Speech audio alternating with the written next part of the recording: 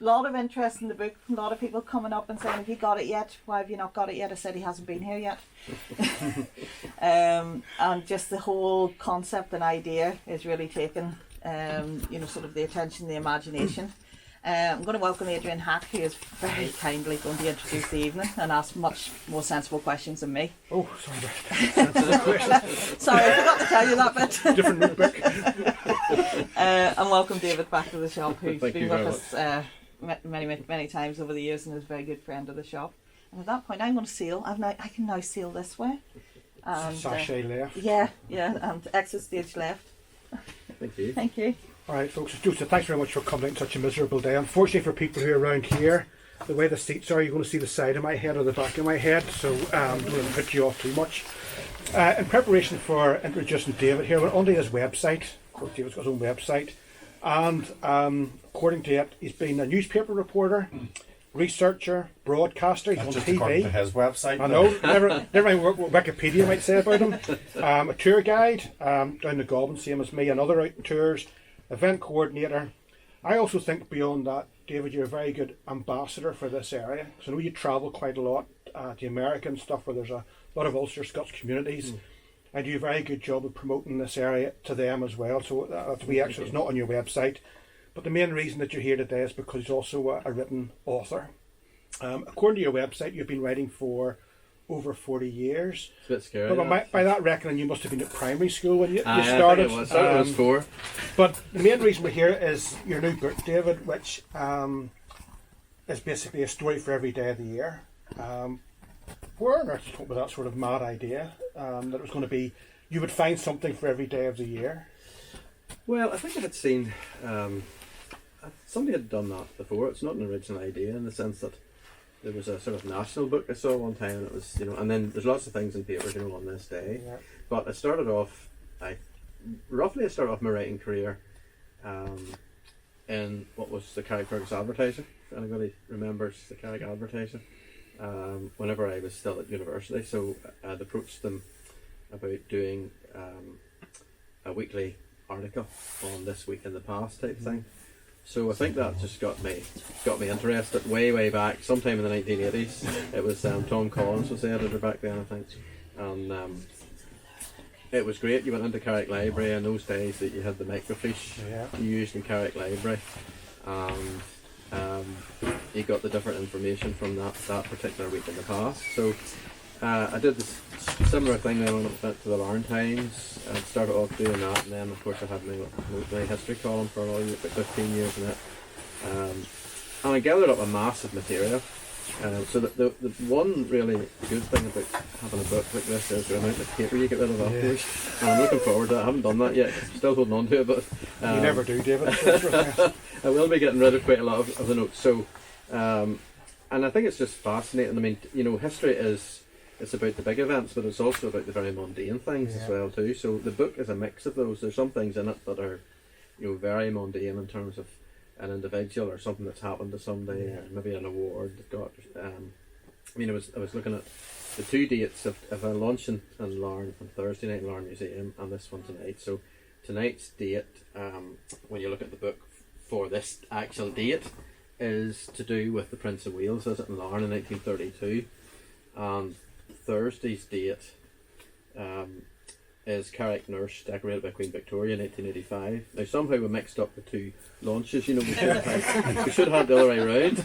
But so this nurse and sister R.M. Burley, I presume it's the same as Burley Hill, she received an award from Queen Victoria in 1885, the Order of the Red Cross. And that's a significant thing, but it's a very mundane thing that we've been all but forgotten about in the Carrick of today. Some of the bigger events are remembered, but I've tried to blend the things because history is whatever you make history. So it's a combination of those things. But it's easy enough to do this week in a particular year. But day by day, I mean, you mentioned that you even covered leap year. Yes. So suddenly you've got the 29th of February can only have a quarter of the number of possible events. Were there any dates where, I'm not saying you were scraping the barrel, but it was maybe slim pickings where it was like, this is going to be so mundane that maybe it'll just have to go into because it's the only thing that happened on that date. There were some of them were difficult, and you had to try and work from the papers that date when they reported something happening on a Thursday before, whatever. They had to back to the calendar and see what So I mean, I was working away. I had all my dates set out, and I was stripping them off as I just got something for it. Christmas Day was particularly hard to get, because of course there's not much news on Christmas Day and not much happened. And the modern marvels of modern technology, of course, British Newspaper Archive is a great resource now. But I'm also on the American Newspaper Archives, and in one of the American Newspaper Archives in Pennsylvania in 1947, the military commander of the Red Hall Army camp was reminiscing in the Pennsylvania paper about Christmas Day in Ballycarry in 1942, and the fact that they brought the kids down from the village in the big army lorries for a cinema show, and then they had food and festivities, and then they had a dance in the evening. So, I mean, for me, that was what a what a revelation, what a find, you know. But without the technology of the newspaper archives, you'd have never found that probably. And that is, I've never seen anything like that over here. So it's just the fact that he was being interviewed in Pennsylvania after the war, and he recounted all of this. So some days were harder than others, but we managed to get there eventually. A few sleepless nights, maybe when there was down to 364 days done and one to find. Well, at the very start, you know, I thought this is a bit mad. Yeah. You know, after about day 5 and 6, I thought there's a lot of days to go here. This is just mad. But you touched on something there as well. All the paperwork you've accumulated, and then you were researching America. And I know you love collecting your memorabilia from the States of like policemen's badges from towns with a connection to Ireland. Do you think historians are just collectors? Because any historian I know has a lot of memorabilia, they have maps, they have photos, and it's more than just what they need for their job.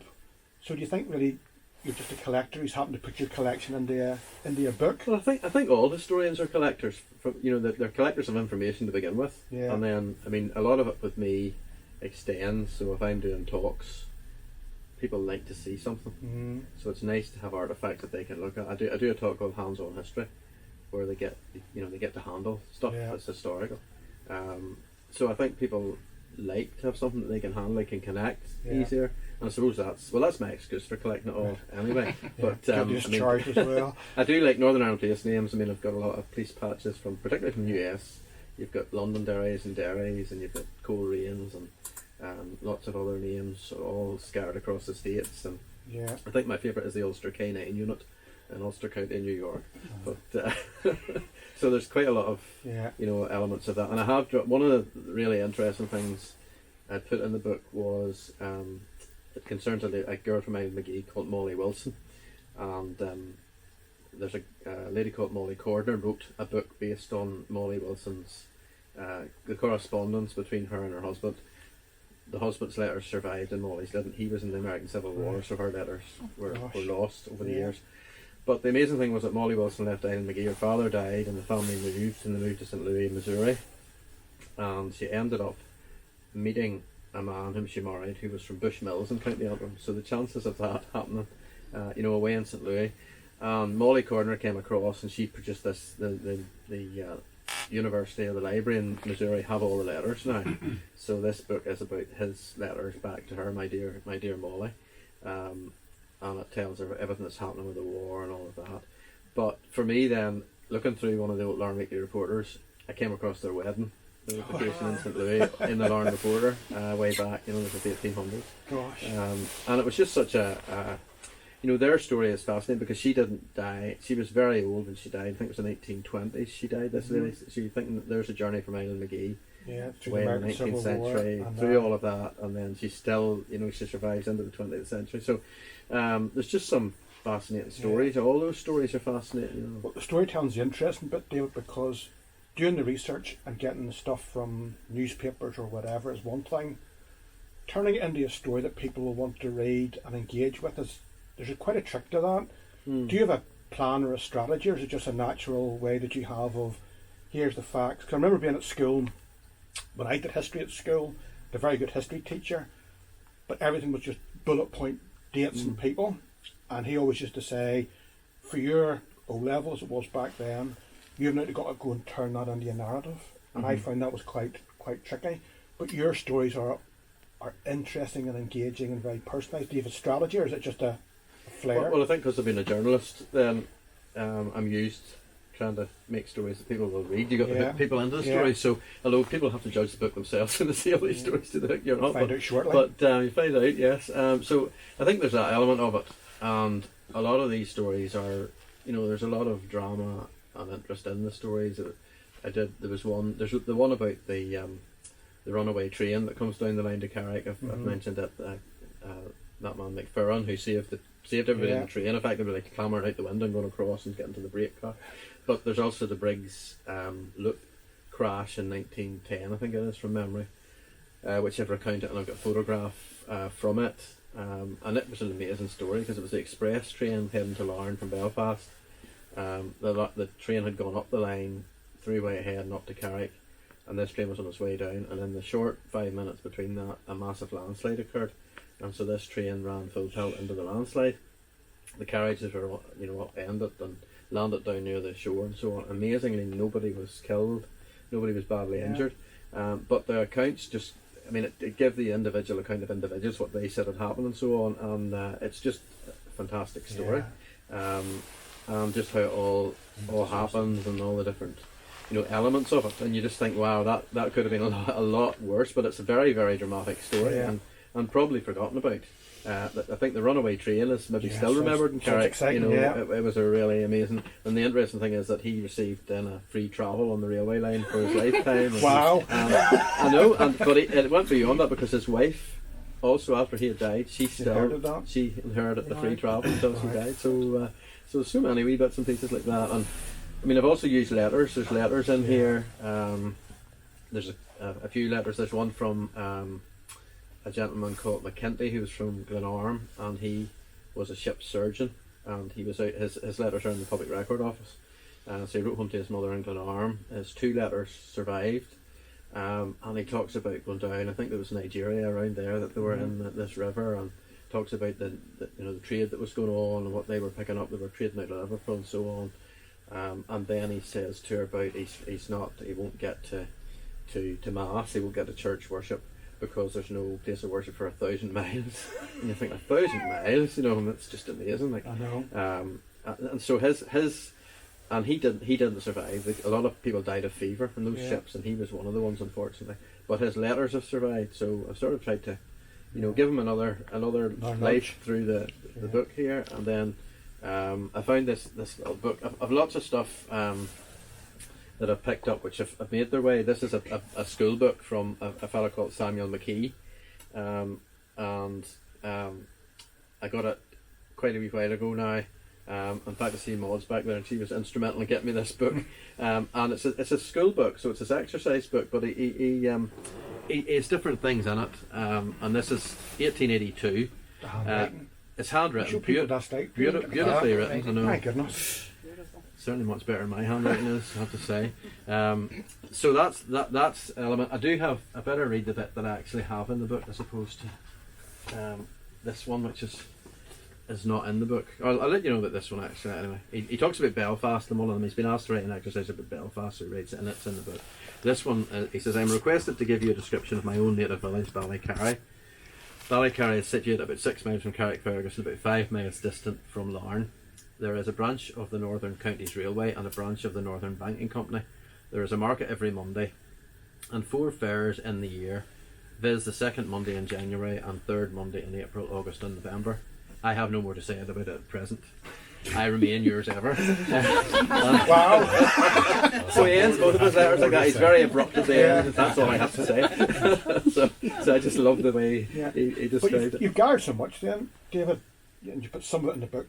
What's next then? Have you found stuff and you think, I can't just leave it in my own personal collection? It has to come to a wider audience? Well, I suppose that's always the problem when you get stuff. But that's where social media is good now. Facebook's good. I have a historical magpie site, so things move into it now and again. I'm currently working on a number of talks next year for the American anniversary. So one of the ones relates to a group called the Scotch-Irish Congress, a body called Scotch-Irish Congress, which was meeting in the 1890s and that whole period. And the really good thing, I have a series of their hardback reports from 1890 to the early 1900s. And the really amazing thing, being a bit of a nerd and an anorak, is that at the back of these books it gives you the details of everybody that's a member and their backgrounds. So I'm doing that because there's a few people from Carrickfergus are mentioned. Yeah. So that's what I'm working on at the moment. And again, it's something it's not really in the public domain. I went to the library at the American Folk Park, and I didn't see any of these Scotch Irish Congress reports there, so I don't know whether they have them or not. But there's so much stuff that's out and about there. But you can get so much now online, and that's a good thing. But not everything, David, and that's the thing. I mean, Yeah. this area here probably has got more significant history and heritage than anywhere else I can think of. Mm-hmm. And trying to get it out to a wider audience is difficult because you can't put it all into a book. Yeah. So we plug now. David does quite a lot of talks. At one stage, I think I was stalking him because I went to so many of them. But the way that David delivers his presentations and talks is just as interesting as listening to him here now. So if you get a chance to go, quite a few at the Andrew Jackson Centre and around the towns, Yes. do go and see them because the images are terrific. Some of the things you bring along to display are great, but it's the delivery and the content which really brings to life, I think, through people, the history of this area. And I hope that then is reflected in how many people will now, before they go, make sure they buy one of these great books. Or more. Have you buying a couple of myself Christmas presents? I'll have to pass you that tenner soon, Adrian. Yeah. Very good. So if anybody else has anything more interesting to ask David than I already have, I'm sure he'll take questions from the floor.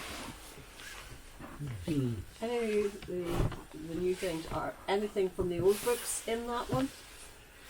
Well, there's some of the subjects that maybe were in the old books, but in a bit more detail. In some cases, more. Yeah. But a lot of, most of it is new material. And I've tried to get new material as well in terms of what I had.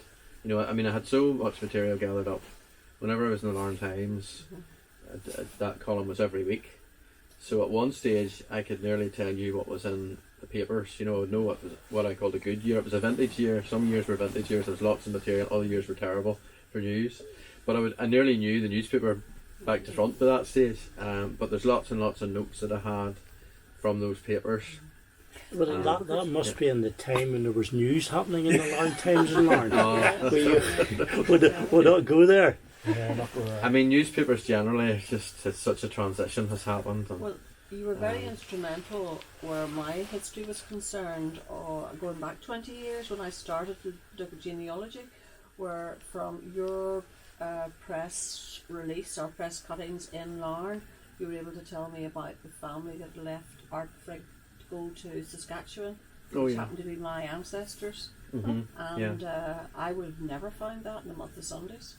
Never. Well, that's the thing, and that particular period is a great period. 1910. And if you look from 1910 to 1925, there's lots of accounts in the local paper of obituaries of families, and it's people who have gone much earlier, and the obituaries are appearing back locally again. So it was a good period to get information from. The sort of 1890s, 1900s was a bit. It was maybe not as bad as today's newspapers, but it was there wasn't as much news. And one of the things I'm always conscious of in the Larne Times, I think it was the early 1900s, on the front page sometimes there was a list of the guests in the hotels in Larne. So obviously there wasn't much news going on. Somebody was sent down with a notebook to take a note of all these names of people, and probably Mr. it was Mr. and Mrs. Smith appeared quite often. And the sad thing is that I sat down one time and analysed where they were all from. So I did a sort of wee analysis of a few weeks of them to check out. So a lot of people from places like Burnley and Manchester and places like that coming over to Larne. So it was interesting from a social point of view, but I just thought, I can imagine some poor person sent down there with a notebook to take a list all these names. Yes. Well, someone here's from not that far away from there, from Manchester behind the till. Aye. They're still blowing in. Well, there was a deliberate tourism strategy by Henry McNeill, who was the father of modern tourism, and also a man called John Holden, who I think had family or came originally from the north of England, but it looks like John Holden, who started off a bit before McNeill and McNeill, they got together, they focused on leaflets and marketing over in the north of England, what was called the Wakes Weeks. So each town had a different holiday in August, different week's holiday, and it rotated around the town. So they focused on that. They went to work in men's clubs. People paid in so much a week or whatever to buy a holiday, and Henry McNeill offered them package tours to the Glens of Antrim. Come to stay in Larne, Glens of Antrim. You could go to Belfast or Dublin on the railway line too. It was all part of the whole thing, and up to the north coast. So he was a very clever man, and the north of England was where.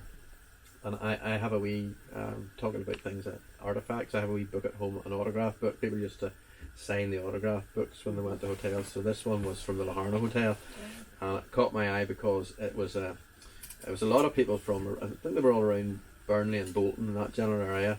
But there's lots of wee comments in it. So there was one of the men who looked after the horses obviously had a habit of going hoy hoy hoy, so they had put in hoy hoy hoy when they signed their wee book and all. But the sort of poignant part of it was that one of them, they put a note at the front, he was killed on the first day of the Battle of the Somme, this fella. So that's why I was interested in it. But so there's lots of connections with the north of England then. Right. For obvious reasons, you focus a lot on immigration to North America. What about Australia and New Zealand?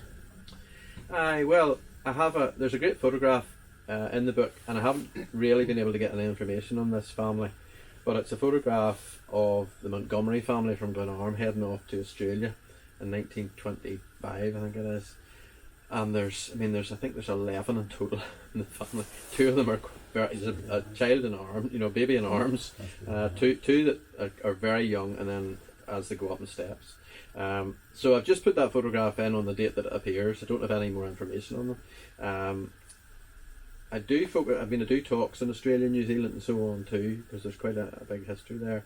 I can't just remember offhand what I've got in the book, but it's I suppose I'm always fascinated by America because next year we're having the 250th anniversary, and it was really people from here who helped to create America.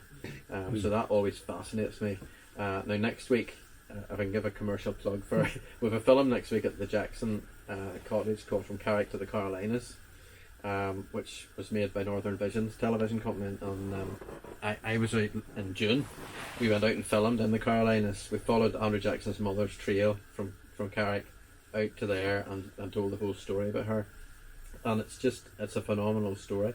And these people were real pioneers, so I have a big interest in the American side of it, because I think that we're not, we punch way above our weight in terms of American history.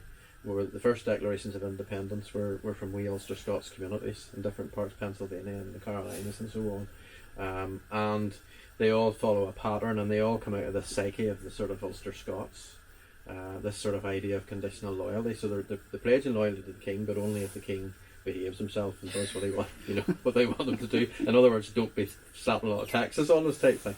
But the people who went to Australia and to New Zealand and other areas, South Africa is another place too, and they're all pioneers in their own right as well too. So But they had to be. Yeah. They had to be. Brave. Well, they were. Yeah, they were very brave. Yeah, and very tough people. But they must have been quite well educated, really, too. A lot of them. Mm-hmm. Yeah. Well, that's. I'm doing a talk tomorrow night on the American presidents, and the people disagree over the number, but it's somewhere between 18 to 20 presidents have connections to here, and here is a very small place. Mm-hmm. Eh? Not Trump. No, he's Scottish connected. Scottish and German. But I've worked out about 38% of the presidents to date have connections to Northern Ireland. So that's a big percentage for a small part of the world. That's a major percentage. And the question is, how did that happen? How did these people all end up in politics and in the White House? And I think part of it is education. They were great believers in education, and they believed that you bettered yourself through education. And of course, coming out of a crucial thing about the Reformation, aside from the theology of it, is that the idea was that you had to read the Bible yourself to make your own mind up, and you could only read it yourself if you were educated and you could read and write. So that's very important, and they take that very, very literally. So the education side of things is very important for them, and I think that's why there's presidents. Andrew Jackson's the first of them, but then they flow on from that right down the line. They become more diluted as they go, but it's very, very significant, and education is always very important. And there's lots of examples of letters. There's a McIlrath family in County Down. There was a book produced about them some time ago, and they kept writing back to County Down from New Zealand. So they're very, very literate and given lots of accounts of what was going on in the farm. They were farmers and so on, but they were also referring to other people that were nearby, or who were from County Down and so on too, out in New Zealand. So yeah. Right, folks, nobody else. I'm just want your money. No, it's the next thing, is it? I suppose do the hard sales pitch. David was too polite to ask, but I'm only a guest here. I'm going to buy my own as well. But thanks very much, Dave, for coming along. Thanks for coming out in all this sort of weather. Yeah, absolutely. And like I said, go and listen to some of his talks, because he's a great speaker. Really is. All right, Dave. Thank you very much. Thank you very much. All right. Thank you. And I also want to thank Daphne, my proofreaders here. So very pleased to have Daphne as well. And apologies for being late. We had the grandkids up for dinner, so every Tuesday got rid of them early. It's a great proofreader, but can't tell the time.